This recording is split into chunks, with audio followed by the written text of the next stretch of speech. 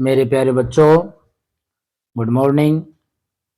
मैं नरेंद्र शास्त्री आपके अपने यूट्यूब चैनल पर आज आपके लिए परीक्षा उपयोगी बहुत ही महत्वपूर्ण प्रश्न लेकर उपस्थित हूँ। आपकी परीक्षा में एक पाठ का कथासार पूछा जाता है जो 8 नंबर का होता है। तो मैंने आज आपके लिए 5 कथासार एक साथ आपके सामने पेश करने जा रहा हूँ।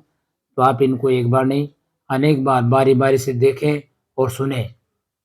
तो 8 आपके 8 नंबर हैं जो पक्के हो जाएँगे। तो हम चलते हैं आज के पहले प्रश्न पर। सावित्रीबाई फुले पाठ्यस्य सारम संक्षेपेण लिखित। तो आपको इसको हिंदी में लिखना होगा। एक पृष्ठ में लिखवाता है तो आप एक ही पृष्ठ में लिखें। तो चलते हैं पहले कथासार पर।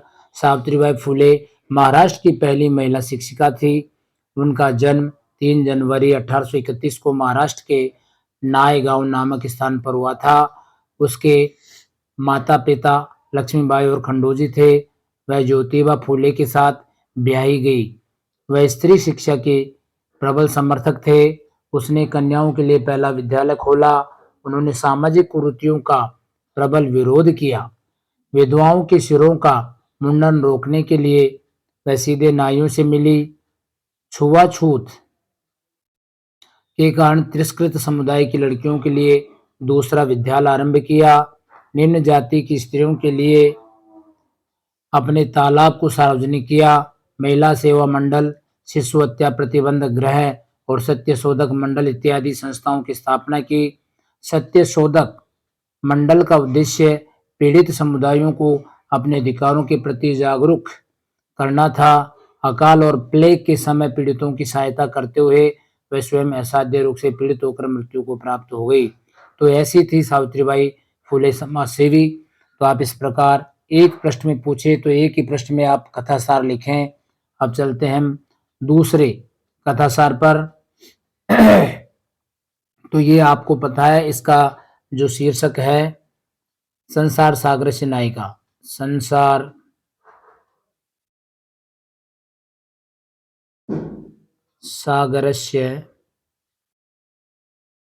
सागरस्य नायिका। तो हम चलते हैं इस पर। यह पाठ अनुपम मिश्र की रचना है। इसमें पारंपरिक ज्ञान व जल संग्रहण के कौशलों से परिचय कराया गया है। इसमें प्राचीन शिल्पकार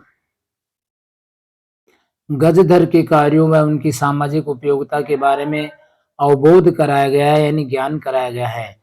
इसमें बताया गया है कि गजधर समाज के अभिन्न अंग थे। ये तालाब, जलाशय आदि स्वयं ही प्रकट नहीं हुए, अपितु इनका निर्माण गजधरों के द्वारा किया गया था। ये गजधर 3 हाथ की माप वाली लोहे की छड़, जिसको अपन गज बोलते हैं, आज के मिस्त्री जब मकान निर्माण कार्य करते हैं तो उनके हाथ में आप देखते होंगे, को धारण करते थे, जो प्राचीन समय में माप के लिए प्रयुक्त होती थी। लेकिन आज उनको सम्मान प्राप्त नहीं है। ये समाज की गहराई को मापते थे। वे वास्तव में वास्तुकार थे। ग्रामीण और शहरी समाजों के नवनिर्माण व सुरक्षा का दायित्व संभालते थे। नगर नियोजन से लेकर छोटे से छोटे कार्य इन्हीं पर निर्भर थे। ये ही योजना बनाते थे। ये ही होने वाले खर्च का आकलन करते थे। ये कार्य के बदले में वस्तु नहीं मांगते थे जो स्वामी देने में असमर्थ होते थे। कार्य की पूर्णता पर इन्हें वेतन के अतिरिक्त सम्मान भी दिया जाता था। ऐसे शिल्पियों को नमस्कार है। तो इस प्रकार आप इस कथासार को लिख सकते हैं। चलते हैं नेक्स्ट कथासार पर। सप्तभगिन्य। इस पाठ का सार हिंदी में। सप्तभगिन्य इस उपनाम का प्रयोग सबसे पहले 1972 में श्री ज्योति प्रसाद सैकिया के द्वारा किया गया था। इसके अंतर्गत आने वाले राज्य अरुणाचल प्रदेश, असम, मिजोरम, मणिपुर, मेघालय, नागालैंड और त्रिपुरा हैं। सामाजिक और सांस्कृतिक परिदृश्यों की समानता के कारण इनको 7 बहनें कहा जाता है। इनके वैशिष्ट्य को दर्शाते हुए पाठ में बताया गया है कि ये 7 बहनें अपने प्राचीन इतिहास में स्वतंत्र देखी गई हैं। भारत भूमि पर इनका विशिष्ट महत्व है, क्योंकि ये भारत रूपी वृक्ष पर पुष्प के गुच्छों की तरह प्रतीत होती हैं। ये अत्यंत रमणीय और मनोरम है। ये क्षेत्रफल की दृष्टि से छोटे और गुण गौरव की दृष्टि से विशाल है। यह प्रदेश जनजातियों की अधिकता वाला है। यहाँ गारो, खासी, नागा, मिजो इत्यादि जनजातियां रहती हैं। यहाँ के निवासी ऊर्जावान, अनेक भाषाओं को बोलने वाले, पर्व और परंपराओं से परिपूर्ण, अपनी लीला और कलाओं में पारंगत हैं। यहाँ बांस के वृक्षों की अधिकता होने से यहाँ का हस्तशिल्प उन्नत है। वस्त्र, आभूषणों से लेकर गृह निर्माण तक बांस की वस्तुओं का उपयोग होता है। पर्यटन के लिए यह प्रदेश स्वर्ग के समान है। तो इस प्रकार आप कथासार को लिख सकते हैं। अगला कथासार है हमारा गृहम शून्यम सुता विना। इस पाठ का कथासार हिंदी में ही लिखना होगा। तो ये पाठ बहुत ही कन्याओं के महत्व को दर्शाता है। यह पाठ कन्याओं की हत्या पर रोक और उनकी शिक्षा को बढ़ावा देने की प्रेरणा प्रदान करने के लिए लिखा गया है। इसमें पुत्र पुत्री के बीच भेदभाव की दूषित मनोवृत्ति को समाज से दूर करने के लिए और कन्या शिक्षा के प्रति सकारात्मक दृष्टिकोण विकसित करने के लिए संदेश प्रदान किया गया है। इसमें राकेश, उसकी पत्नी जो माला है और बहन का नाम है शालिनी के संवाद के माध्यम से प्रस्तुत किया गया है। इसमें राकेश के एक पुत्री है जिसका नाम था अंबिका है। जब राकेश की पत्नी माला दोबारा 3 मास की गर्भवती होती है तो राकेश उसे चिकित्सक के पास जाकर भ्रूण के लिंग परीक्षण की सलाह देता है, क्योंकि वह अब और पुत्री नहीं चाहता। कन्या भ्रूण को गर्भ में ही समाप्त करने की वह दूषित मनोवृत्ति पालता है। इस बात से माला चिंतित हो जाती है। तब राकेश की बहन शालिनी ग्रीष्म अवकाश में आती है तो वह राकेश को फटकार लगाती है और ऐसा पाप करने के लिए मना करती है।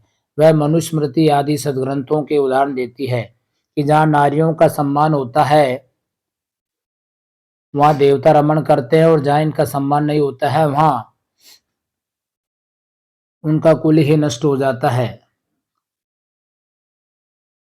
अब अगला जो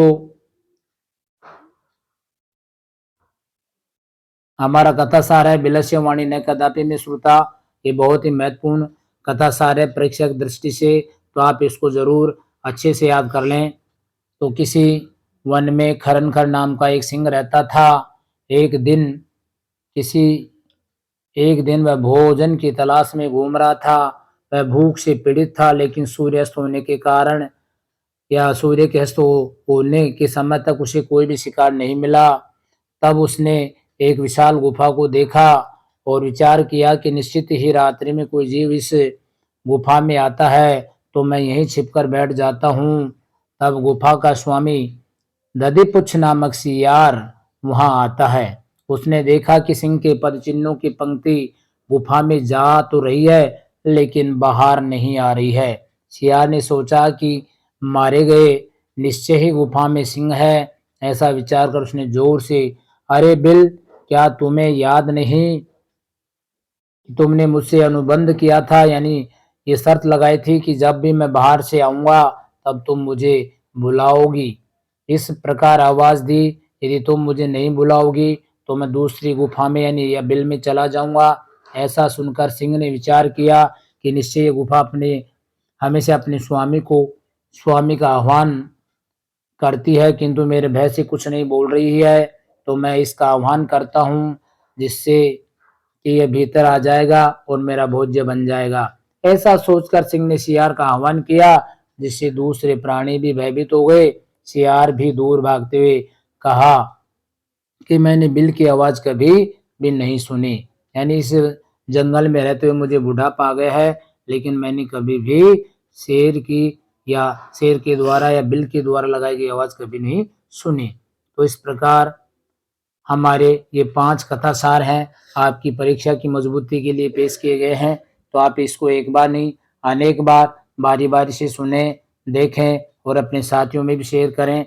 हमारे चैनल को सब्सक्राइब करें, लाइक करें। अगले प्रश्न लेकर आएंगे, जब तक के लिए धन्यवाद। जय हिंद, जय भारत।